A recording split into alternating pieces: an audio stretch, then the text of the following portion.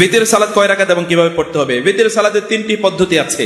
প্রথম পদ্ধতি হচ্ছে 1 রাকাত আদায় করবেন, এটা বুখারী হাদিস। 1 রাকাত আদায় করবেন, 1 রাকাত যেভাবে আদায় করেন সেভাবেই।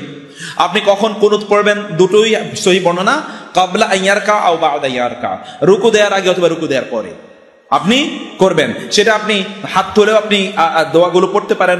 আপনি মাথায় মুখে মাসে করবেন কিনা এইটা নিয়ে বিতর্ক আছে, এটা আপনার না করলেও চলবে। মুখে এই যে আমরা পড়ে মুখে করছি এটা নিয়ে বিতর্ক আছে, এই জন্য আপনি এটা করবেন না, এই বক্তব্যটা দুর্বল, এই জন্য এটা আপনার করার প্রয়োজন নেই। আপনি শুধু দোয়া করবেন, বুঝতে পেরেছেন?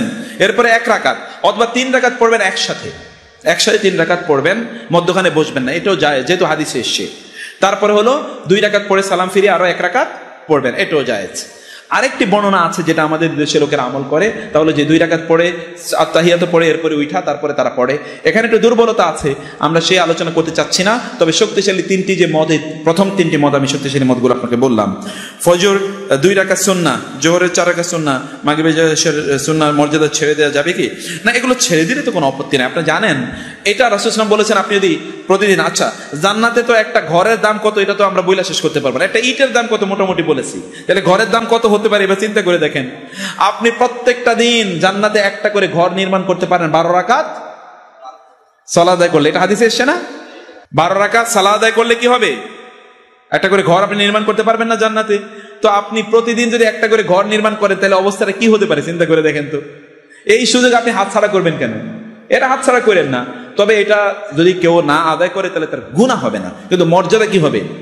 মর্যাদা কমবে, গুনাহ হবে না কিন্তু মর্যাদা। জান্নাত কি একটা নাকি? আপনাদের কি মনে হয় জান্নাত কি একটা? জান্নাত তো অনেকগুলো, আপনি কোনটাতে থাকতে চান? আপনি যদি মনে করেন যে আমি সবচেয়ে নির্মলাতে থাকতে চাই তাহলে এটা আপনার রুচির ব্যাপার।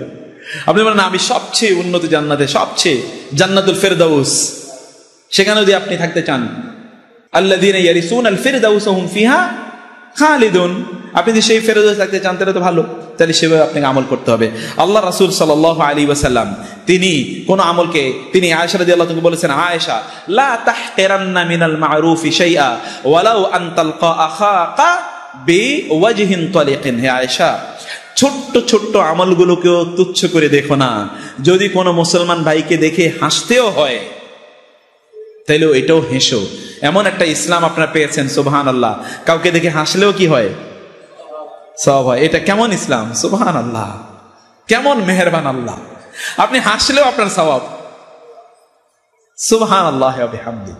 আল্লাহ সুবহানাহু ওয়া তাআলা আমাদেরকে দ্বীনটা বোঝার তৌফিক দান করুন। হাযা ওয়া সাল্লাল্লাহু সুবহানাহু ওয়া তাআলা নবিয়িনা মুহাম্মদ ওয়া আলিহি ওয়া সাহবিহি আজমাইন।